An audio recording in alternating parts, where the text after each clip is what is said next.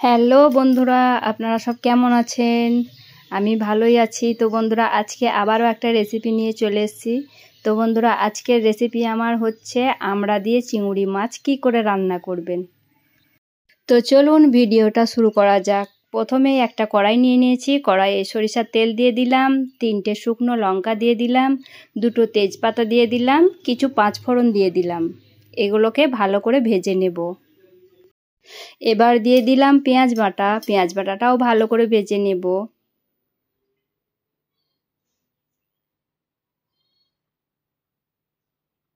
দিলাম জিরে ধনে গুঁড়ো,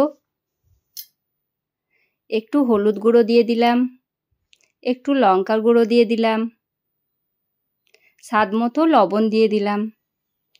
এবার মশলাটা ভালো করে ভেজে নেব। তো মশলাটা ভাজা হয়ে গেছে। এবার আলু কেটেছিলাম 2টো, আলু কেটে দিয়ে দিলাম। ভালো করে নেড়ে চেড়ে দেব। যারা এভাবে রান্না করে খাননি তারা একবার এভাবে রান্না করে খাবেন, দেখবেন থালাতে ভাত থাকবেই না, সব শেষ হয়ে যাবে। এত সুন্দর খেতে হয় তরকারিটা। আর বন্ধুদেরকে বলছি, যতক্ষণ না আলুটা সেদ্ধ হবে ততক্ষণ আমড়া দেবেন না। আমড়া দিলে আলুটা সেদ্ধ হবে না। এবার দিয়ে দিলাম টমেটো কুচি। একটু নেড়েচেড়ে দিয়ে ঢাকনাটা আবার দিয়ে দেব।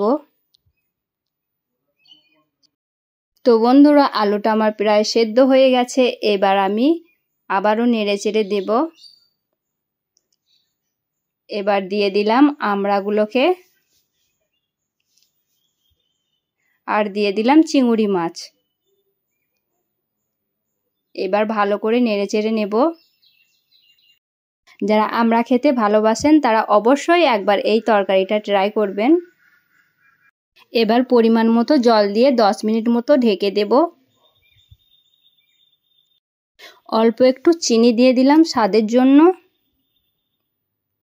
যখনই টক বানাই বাড়িতে তখনই একটু মিষ্টি দিতে হয়, না হলে আমার বাচ্চারা খেতে চায় না। আর দিয়ে দিলাম কয়টা কাঁচা লঙ্কা। আর বন্ধুরা, যারা আমড়া খেতে ভালোবাসেন তারা কমেন্টে জানাবেন আমার এই তরকারিটা কেমন হয়েছে। আর ভিডিওটা ভালো লাগলে একটা লাইক, কমেন্ট, শেয়ার, সাবস্ক্রাইব করে দেবেন। আবারও একটু নেড়ে চেড়ে দিলাম। একটু সামান্য জল লাগবে, জল দিয়ে দেব। আর দিয়ে দিলাম গরম মশলা গুঁড়ি। আবারও 5 মিনিট ঢেকে দেব।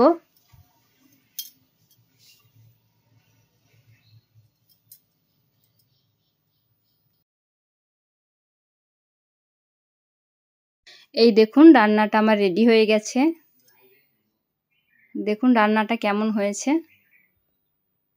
রান্নাটা খুবই সুন্দর হয়েছে, খেতেও খুব সুন্দর হয়েছিল। আপনারা বাড়িতে এভাবে তৈরি করবেন, দেখবেন খেতে খুবই সুন্দর লাগবে। বিশেষ করে জ্বর হলে পরে খেতে খুবই সুন্দর লাগবে।